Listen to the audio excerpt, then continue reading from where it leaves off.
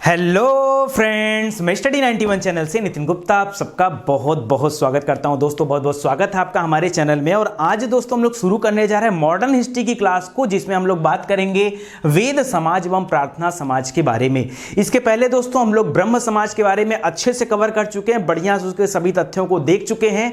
तो ये उसके आगे की क्लास है। जो लोग क्लास को नहीं देखे हैं वो हमारे प्लेलिस्ट में विजिट करें। जिस भी सब्जेक्ट को चाहते हैं वो सारा का सारा सब्जेक्ट उनको फ्री ऑफ कास्ट में बिल्कुल डिटेल में मिलेगा, तो आप अच्छे से जाके तैयारी कर सकते हैं। इसके अलावा एक छोटा सा निवेदन आपसे, किसी तरह का एडवर्टीजमेंट अगर आपके चैनल पे आता है तो प्लीज दोस्तों उसको पूरा देखा करिए, उसको स्किप मत किया करिए, ऐसा निवेदन है मेरा आपसे, ठीक है। देखिए उसी से दो पैसे की इनकम होती है, अगर देखते रहेंगे तो फिर कोई दिक्कत नहीं है, नहीं देखेंगे तो भाई आपकी मर्जी है, मेरा फर्ज है आपको याद दिलाना, मैंने दिला दिया। तो आइए स्टार्ट करते हैं दोस्तों। वेद समाज और प्रार्थना समाज, अगर इसके बारे में आपको डायरेक्ट बताना शुरू कर दिया तो थोड़ा सा गड़बड़ हो जाएगा।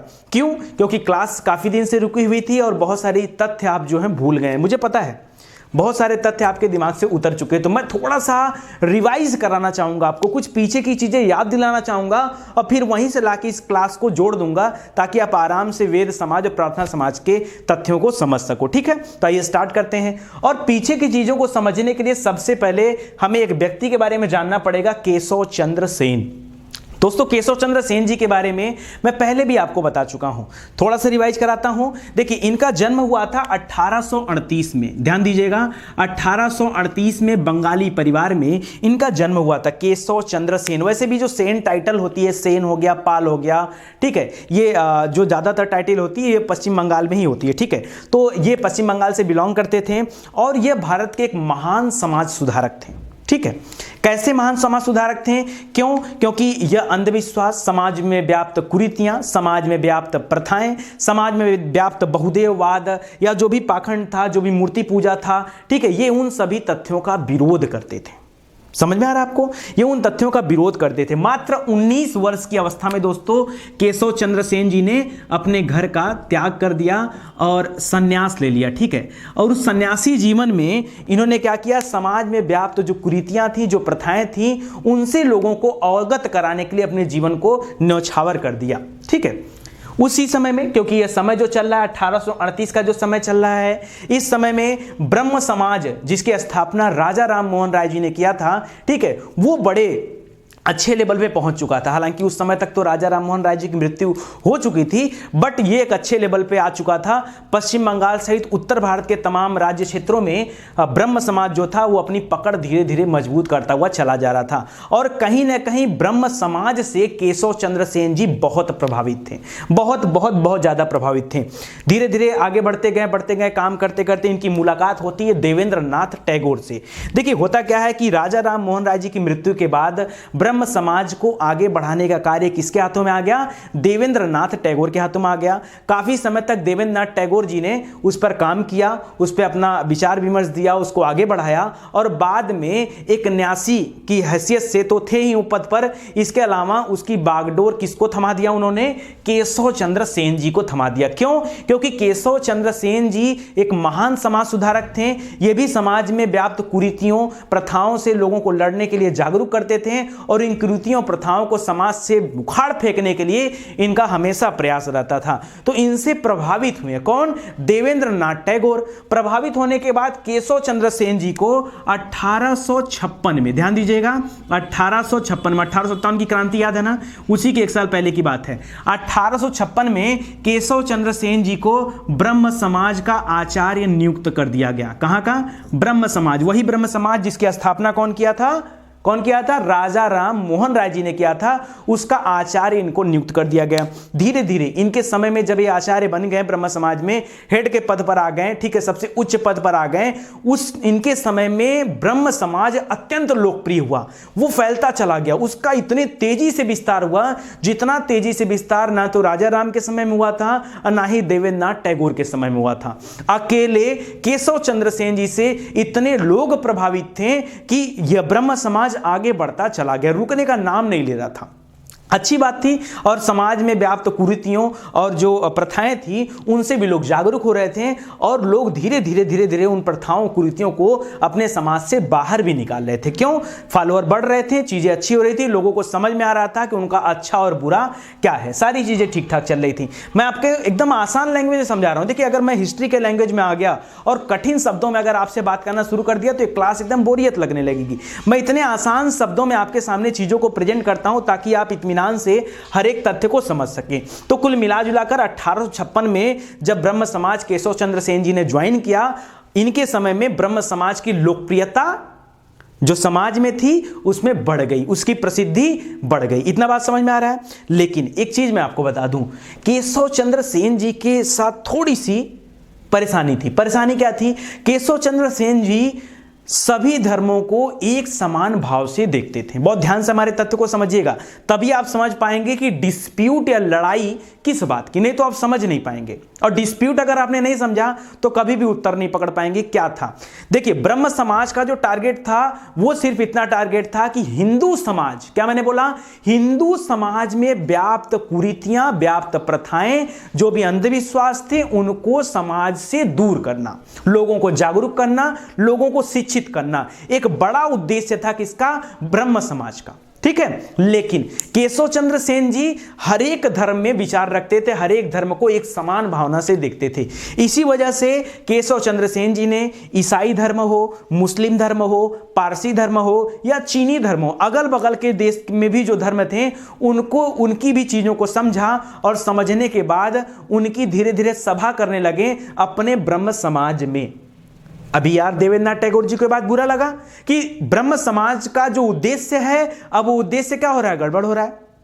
कुछ लोग केशव चंद्र सेन जी के अपोज में आ गए कि ब्रह्म समाज का उद्देश्य क्या है? हिंदू धर्म में व्याप्त कुरीतियों को दूर करना। और यहां केशव चंद्र सेन जी ने क्या किया? वो तो सभी धर्मों को, लोगों को बुला करके अपने ब्रह्म समाज में ही सभाएं करने लगे। क्यों? क्योंकि उनकी वो क्या थे, वो अपनी, उनकी विचारधारा एकदम अलग है।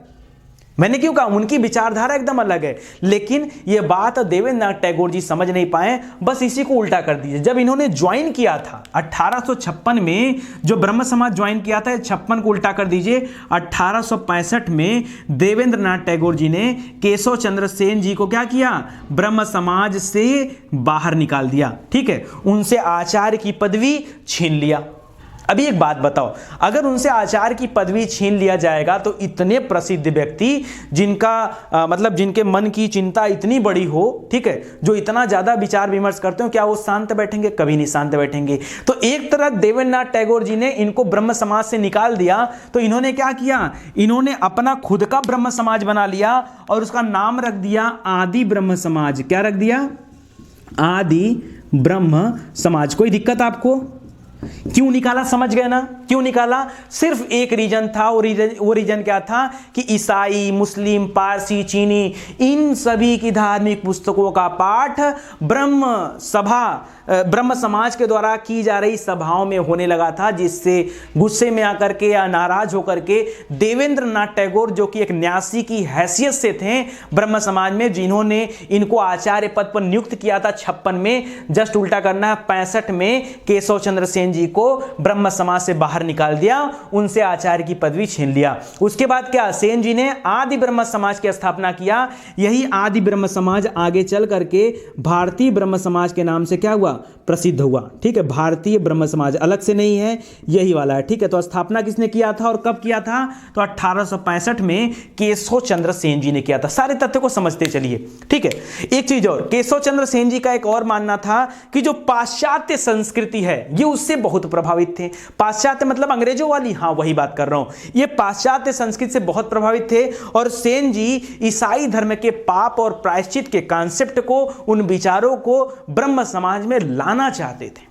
यह भी एक बड़ा वजह था जिसके वजह से देवेंद्रनाथ टैगोर जी ने इन्हें जो है यहां से बाहर किया। कुल मिला जुला करके चलो ठीक है, इन्होंने बना दिया क्या? आदि ब्रह्म समाज। क्या केशव चंद्र सेन जी ने कुछ और भी काम किए? जी हां दोस्तों, कुछ और काम किए, उसका भी मैं आपको डेटा दे देता हूं। 1872 में दोस्तों केशव चंद्र सेन के प्रयासों से एक एक्ट पारित हुआ जिसका नाम था ब्रह्म विवाह एक्ट। ध्यान से समझिएगा, जिसका नाम था ब्रह्म विवाह एक्ट। इस एक्ट में क्या लिखा था? मोटी मोटा यह बात लिखा था कि ब्रह्म पद्धति से अगर विवाह किया जाएगा तो वह कानूनी रूप से रजिस्टर्ड माना जाएगा, यानी उस विवाह को कानूनी मान्यता मिल जाएगी। एक लाइन की बात समझिए, 1872 में ब्रह्म विवाह एक्ट आया, किसके प्रयासों से? केशव चंद्र सेन जी के प्रयासों से। क्या लिखा था उस एक्ट में? उस एक्ट में बताया गया था कि जो भी व्यक्ति ब्रह्म पद्धति से विवाह करेगा उसको कानूनी मान्यता मिल जाएगी। अच्छा, उसमें लड़का और लड़की यानी दूल्हा और दुल्हन की जो उम्र थी वो क्या निर्धारित किया गया था? तो लड़के की उम्र 18 साल और लड़की की उम्र 14 साल निर्धारित किया गया था। ठीक है, आगे एक और बड़ा डिस्प्यूट आएगा, इसी ब्रह्म विवाह एक्ट के कारण फिर से एक और डिस्प्यूट आएगा, जिसकी वजह से ये जो आदि ब्रह्म समाज है फिर से टूट जाएगा। अभी आगे बताता हूं आपको, पहले ध्यान से सुनते जाइए।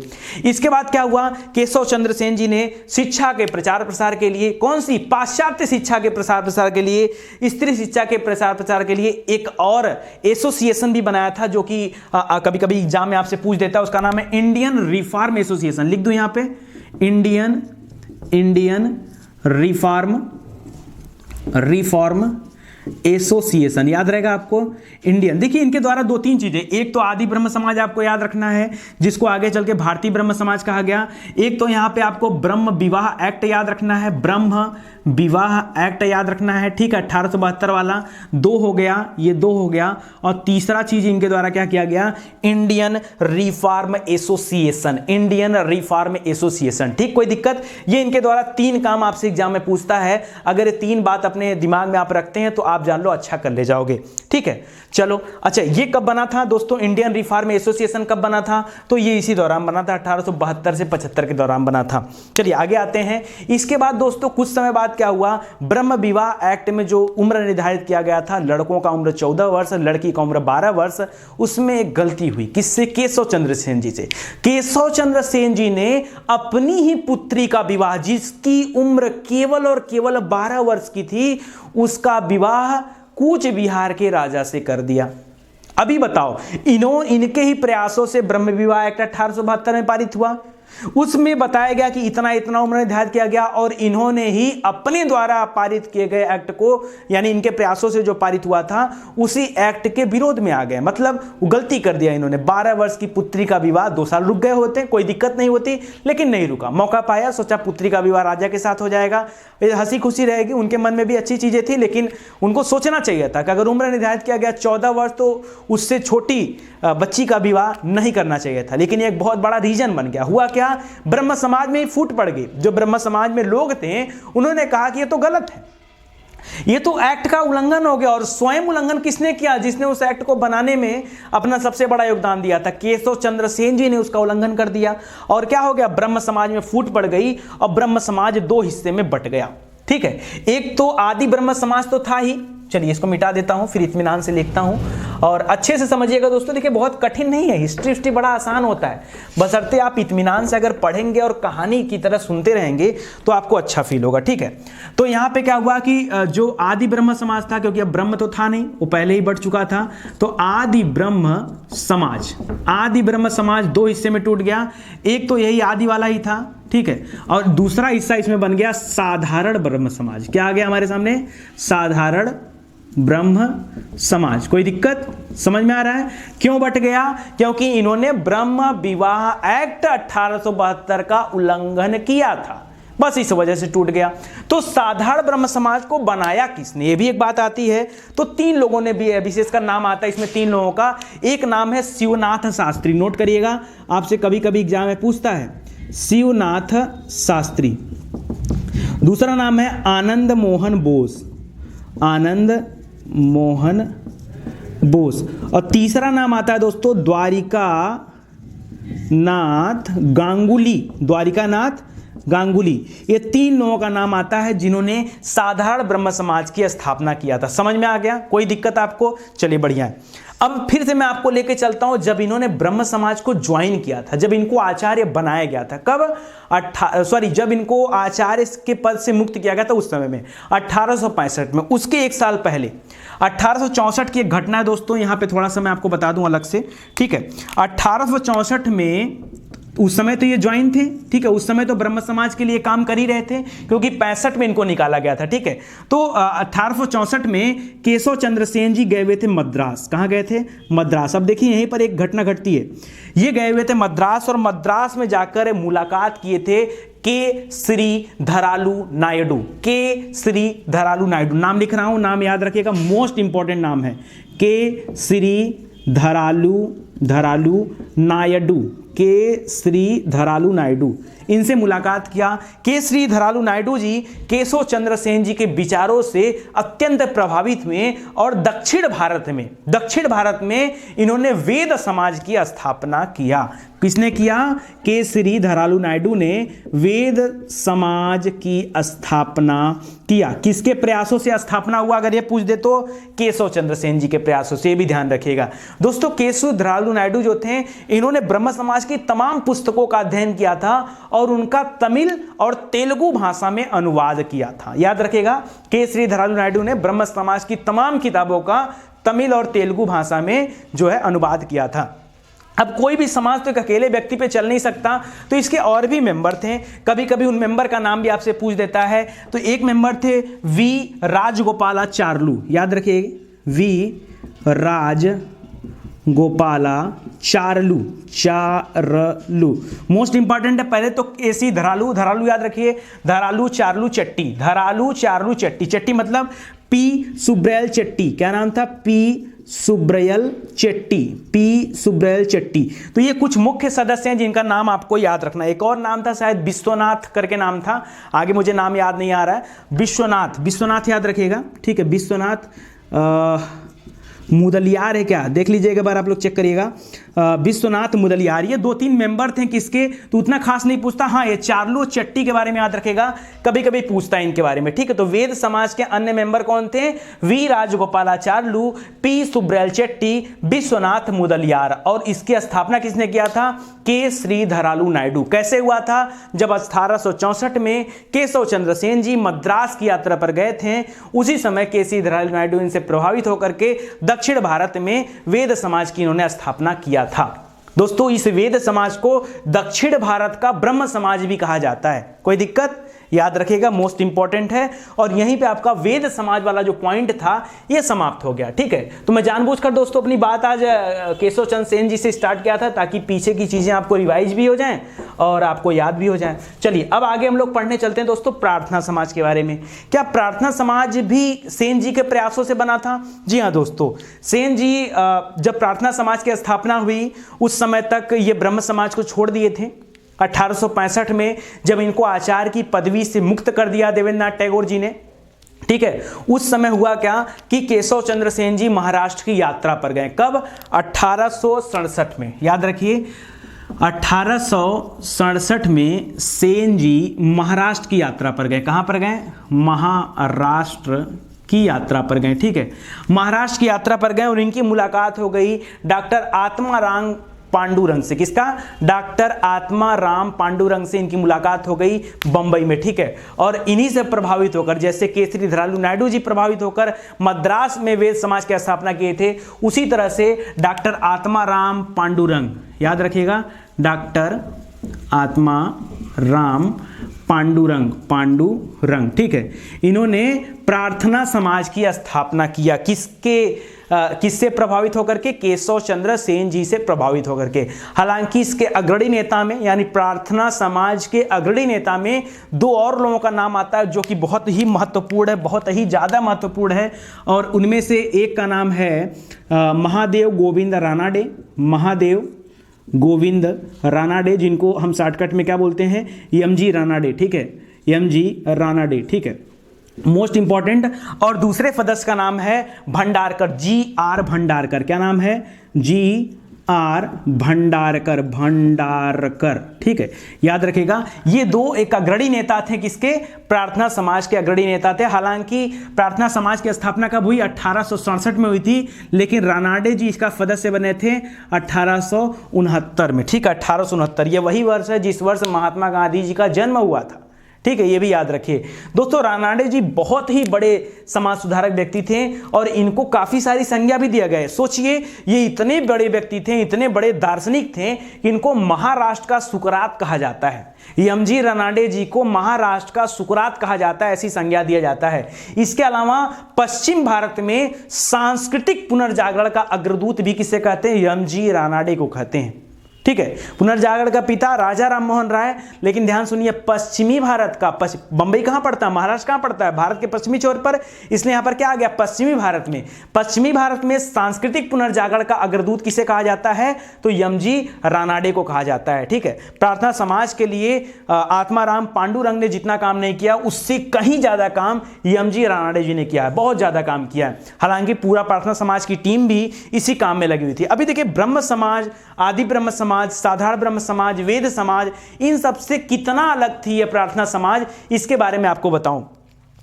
देखिए, बाकी जो समाज थे वो कहीं ना कहीं समाज में व्याप्त बुराइयों को दूर करने में लगे थे, जबकि प्रार्थना समाज का टारगेट ही थोड़ा अलग था। समझना पड़ेगा आपको, क्या टारगेट अलग था?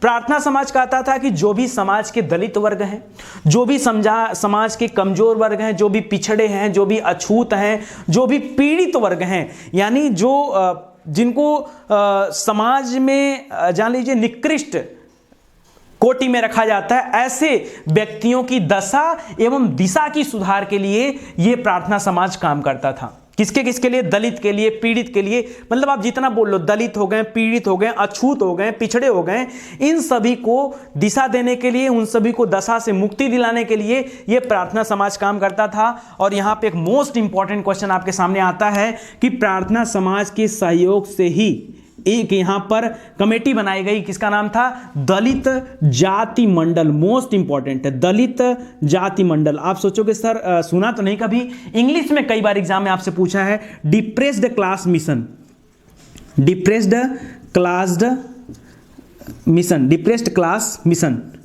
ठीक है, ये किसके सहयोग से बना था? तो याद रखिए, ये प्रार्थना समाज के अंतर्गत ही बनाया गया था। हालांकि आगे चल के भीमराव अंबेडकर वगैरह भी इस पर बहुत ज्यादा काम किए हैं, डिप्रेस्ड क्लास मिशन पर। बट इसके पहले अगर आपसे सबसे पहले पूछे भारत में कि इस पर काम किसने किया है, डिप्रेस्ड क्लास मिशन पर, तो क्या बताएंगे? प्रार्थना समाज ने काम किया है। प्रार्थना समाज में किसने किया है? तो M G. Ranade, doctor Atmaram Pandurang, G R. Bhandarkar, इन लोगों ने काम किया है, याद रहेगा आपको। इसके अलावा समाज सेवा संघ, सोशल सर्विस लीग, ये भी बनाया गया यहां पर, याद रखिए, समाज सेवा संघ, ये भी बनाया गया, जिसको इंग्लिश में बोलते थे क्या? सोशल सर्विस लीग, LAGUE, याद रखिए। ठीक है, तो ये दो चीजें बनाई गई जो कि प्रार्थना समाज की देन थी। इसके अलावा एम.जी. रानाडे, महादेव गोविंद रानाडे ने सबसे बड़ा अपने जीवन में जो काम किया वो क्या किया? दक्कन शिक्षा सभा का गठन किया। किसका? दक्कन शिक्षा सभा का गठन किया, जिसको इंग्लिश में बोलते हैं दक्कन एजुकेशन सोसाइटी। क्या बोलते हैं? Deccan education society. कब बनाया एम.जी. रानाडे जी ने दक्कन एजुकेशन सोसाइटी को? तो 1884 में, कांग्रेस जब बना था उसके एक साल पहले की घटना है। दक्कन एजुकेशन, एजू लिख के छोड़ दे रहा हूं, समझ जाइएगा, एसोसिएशन, एसो लिख के छोड़ दे रहा हूं, समझ जाइएगा। ठीक है, दक्कन एजुकेशन एसोसिएशन की स्थापना किसने किया था? एम.जी. रानाडे जी ने 1884 में किया था। कहां पर किया था? यह भी कभी पूछ देता है, तो पुणे में, याद रखिएगा, पुणे में किया था। पुणे जानते हैं ना, पूना, वहां पर किया था। दोस्तों, इनकी किताब भी आई थी, एम.जी. रानाडे जी की बहुत फेमस किताब थी, एक आस्तिक की धर्म में आस्था। मोस्ट इंपॉर्टेंट क्वेश्चन है, कई बार एग्जाम में पूछता है, वो भी किताब का नाम यहां लिख दे रहा हूं, एक आस्तिक। आस्तिक माने समझते हैं ना, आस्तिक और नास्तिक दो होते हैं। नास्तिक मतलब जो भगवान पर भरोसा ना करे वो नास्तिक होता है, आस्तिक मतलब जो भरोसा करे। तो एक आस्तिक की धर्म में आस्था, धर्म में आस्था, ये बुक थी। और किसके द्वारा लिखी गई थी दोस्तों? तो एम.जी. रानाडे जी के द्वारा लिखी गई थी। ये भी इंपॉर्टेंट क्वेश्चन है, जहां से आपके एग्जाम में कई सारे प्रश्न बनते हैं। चलिए इसके आगे पढ़ते हैं दोस्तों। भारतीयों में शिक्षा के विकास एवं उनके अंदर अज्ञानता को दूर करने के लिए इस कॉलेज को बनाया गया था, दक्कन एजुकेशन एसोसिएशन को बनाया गया था। आगे चल के इस दक्कन एजुकेशन एसोसिएशन का नाम बदल करके क्या हो गया, क्योंकि ये पुणे में था तो इसका नाम हो गया पूना फर्ग्यूसन कॉलेज। मैं लिख दूं क्या? मिटाना पड़ेगा, चलिए इधर लिख दे रहा हूं मैं, ठीक है। इसका नाम कन्वर्ट करके क्या लिख दिया गया? पूना फर्ग्यूसन कॉलेज, ठीक है, पूना फर्ग्यूसन कॉलेज, ठीक है। ये किसका बदला हुआ नाम था? दक्कन एजुकेशन एसोसिएशन, जिसकी स्थापना यमजी रानाडे जी ने कब किया था? 1884 में किया था। सब बात अपने दिमाग में रखिए दोस्तों। इस पूना फर्ग्यूसन कॉलेज के बड़े अच्छे अच्छे लोग मेंबर थे। जैसे कौन थे? जैसे बाल गंगाधर तिलक, जैसे गोपाल कृष्ण गोखले। दोस्तों पता है गोपाल कृष्ण गोखले इनके परम शिष्य थे, यमजी रानाडे जी के शिष्य थे। कौन? गोपाल कृष्ण गोखले। और गोपाल कृष्ण गोखले के शिष्य कौन थे? तो वो कौन थे? महात्मा गांधी, है कि नहीं भाई? महात्मा गांधी के गुरु माने जाते हैं। राजनीतिक गुरु कौन माने जाते हैं? गोपाल कृष्ण गोखले, ठीक है। और गोपाल कृष्ण गोखले गुरु कौन माने जाते हैं? यमजी रानाडे। तो याद रखिएगा। तो बाल गंगाधर तिलक, गोपाल कृष्ण गोखले, आगरकर, महादेव बल्लाल, विष्णु शास्त्री, ये सब इसके सदस्य थे। दोस्तों जब आपको लिखा गया मिलेगा मैटर, पीडीएफ मिलेगा जो मैंने बुक बनाया है, ठीक है, तो जब वो पीडीएफ को आप लेंगे ना तो उसमें सारी क्लास लिखी हुई मिलेगी। तो अभी आप इत्मीनान से पढ़ा करिए, मेरी बातों सुना करिए। हाँ, रफली अगर आपको नोट करना है तो नोट कर लिया करिए। चलिए अच्छा मैं लिखवाई देता हूं, नहीं तो कई लोग कहेंगे सर जो है नहीं खरीदना है तो सही बात है यार। देखो मैं तो कहूंगा यार ना कि यार नोट हमारे पीडीएफ भी मत खरीदा करो, ठीक है। सबसे अच्छी बात होती है कि अगर आप खुद से लिख लो ना तो वो सबसे बढ़िया है। अगर आप खुद से लिखोगे वो सबसे अच्छा काम है। मैं तो यही कहूँगा कि आप लिखना सीख लो, और नहीं लिख पाते तो अगर आप पीडीएफ अगर परचेज करना हो तो करो, फिलहाल कोई दिक्कत नहीं है। तो याद रखिए दोस्तों, शॉर्टकट में लिख दे रहा हूँ, तिलक, गोखले, गोपाल कृष्ण गोखले समझ जाएंगे ना, आगरकर, तिलक, गोखले, आगरकर, ठीक है, बल्लाल, ठीक है, महादेव बल्लाल, दिख रहा है कि नहीं? अक्षर दिखना चाहिए, अक्षर हम नहीं देखेंगे तो भी चलेगा। महादेव बल्लाल। और तीसरे आपके हैं विष्णु शास्त्री। क्या नाम है? विष्णु शास्त्री। याद रखिए ये लोग मेंबर थे किसके? पूना फर्ग्यूसन कॉलेज के मेंबर थे। और दोस्तों एक और बड़े व्यक्ति थे इनसे संबंधित, डीके कर्वे, दोंदो केशव कर्वे, नाम सुना है? स्त्री शिक्षा के विकास के लिए, विधवा लोगों के विकास के लिए, ठीक है, विधवाओं को शिक्षा देने के लिए जो विधवा विश्वविद्यालय बना था, पहला भारतीय महिला विश्वविद्यालय, वो भी किसने बनाया था? डीके कर्वे ने बनाया था। और डीके कर्वे इस स्कूल में पढ़ाते थे, पूना फर्ग्यूसन कॉलेज के एक अध्यापक थे। तो अभी आगे आपको बताऊंगा। फिलहाल यमजी रानाडे के बारे में थोड़ा सा बात आपको और बता दूं। यमजी रानाडे जी ने इसके बाद 1884 में तो दक्कन एजुकेशन बनाया, दक्कन एजुकेशन, ठीक है, 1884 वाला हो गया। इसके बाद दोस्तों 1891 में आ जाइए। 1891 में यमजी रानाडे जी ने विडो रीमैरिज एसोसिएशन की स्थापना किया। किसका? विडो, विडो माने विधवा, रीमैरिज मतलब पुनः विवाह, विधवा पुनः विवाह एसोसिएशन की स्थापना किया। किसने? यमजी रानाडे जी ने, ठीक है। तो यहां पे लिख दे रहा हूं, विडो रीमैरिज एसोसिएशन, एसोसिएशन याद रखिएगा। इसकी स्थापना भी किसने किया है? तो यमजी रानाडे जी ने किया है, ठीक है। चलिए लिख दिया एमजी रानाडे, नोट कर लीजिएगा जिसको खुद से लिखना है, ठीक है। और इसी दौरान दोस्तों 1891 में जब इन्होंने विडो रीमैरिज एसोसिएशन बनाया था, इसी समय में एक और का नाम सुने होंगे आपने, पंडिता रमाबाई, नाम सुना है? पंडिता रमाबाई ने इसी समय आर्य महिला समाज की स्थापना किया था। यह भी बहुत इंपॉर्टेंट क्वेश्चन है। पंडिता रमाबाई ने आर्य महिला समाज, आर्य महिला समाज की स्थापना किया था। किसने? पंडिता लिखिएगा ता लास्ट में, ठीक है, रमाबाई ने, ठीक है, इसी समय किया था। और इसके अलावा दोस्तों यमजी रानाडे जी के जो शिष्य थे, कौन? गोपाल कृष्ण गोखले, उन्होंने भी तो बनाया था आगे चल के 1905 में सर्वेंट ऑफ इंडिया सोसाइटी, बनाया था कि नहीं? Servant of India society. तो ये भी इंपॉर्टेंट है, तो ये सारा पॉइंट आप याद रखेगा। चलिए अब मैं आ जाता हूं फर्ग्यूसन कॉलेज पे, जो कि पूना में खुला था, पूना फर्ग्यूसन कॉलेज। 1899 की बात है दोस्तों। पूना फर्ग्यूसन कॉलेज में डीके कर्वे, जो कि वहां एक अध्यापक थे, डीके कर्वे ने वहां पर बनाया एक विडो होम, जिसको हम विधवा आश्रम भी बोलते हैं। ये सब इंपॉर्टेंट क्वेश्चन है भाई, एक एक पॉइंट ऐसे ही पूछता आपसे एग्जाम में, ठीक है। विधवा आश्रम की स्थापना किसने किया? एक बार आपसे एग्जाम में पूछ दिया विधवा आश्रम, दूसरी बार पूछ दिया इंग्लिश में बोल दिया इसी को, विडो होम।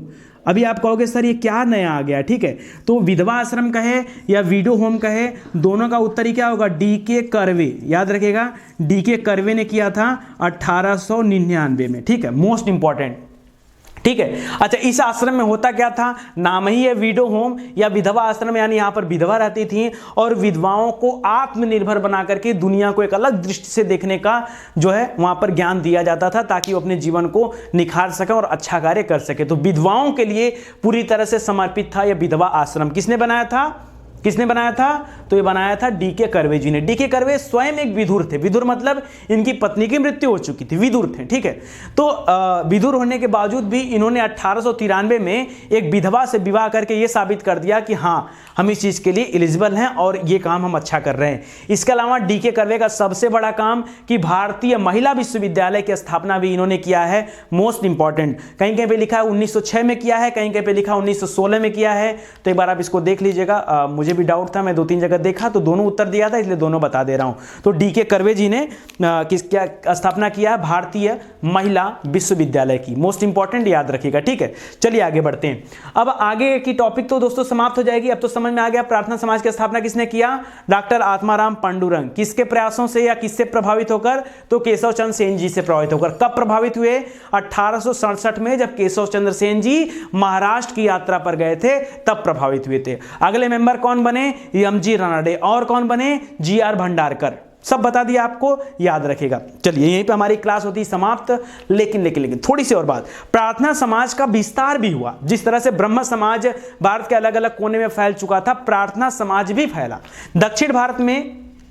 इसका विकास किसने किया था? वीरे सलिंगम। याद रहेगा, वीरे सलिंगम, याद रहेगा, वीरे सलिंगम पुंटुलू रहेगा यहां पर, याद रखिए, वीरे सलिंगम पुंटलू। बड़ा खतरनाक नाम होता है, ठीक है। दक्षिण भारत में वीरे सलिंगम पुंटलू ने प्रार्थना समाज का विस्तार किया, उसको आगे बढ़ाया। इसके अलावा पंजाब में दोस्तों दयाल सिंह ने, किसने? पंजाब में दयाल सिंह ने इसको आगे बढ़ाया और दयाल सिंह ने कॉलेज की स्थापना भी की 1910 में। दयाल सिंह कॉलेज की स्थापना किया था, वो भी प्रार्थना समाज को आगे बढ़ाने में लगे थे पंजाब में। तो नाम यहां पे नोट कर दे रहा हूं। पंजाब में किसने किया था? दयाल सिंह ने, दयाल सिंह। और कॉलेज की स्थापना कब हुआ था? तो 1910 में दयाल सिंह कॉलेज था, ठीक है। तो ये प्रार्थना समाज का विस्तार था और यहीं पे हम लोगों की क्लास समाप्त होती है। आगे की क्लास दोस्तों बहुत ही इंपॉर्टेंट क्लास होगी।